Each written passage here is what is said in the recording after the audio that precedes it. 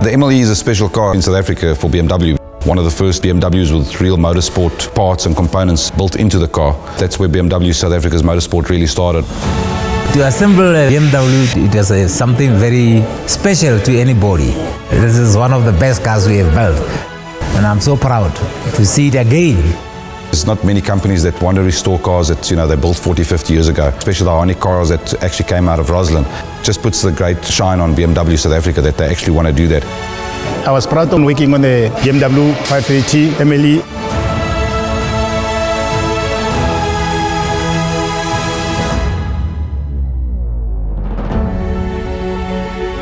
When I see this car on the road, I'm feeling proud of it. That's my history.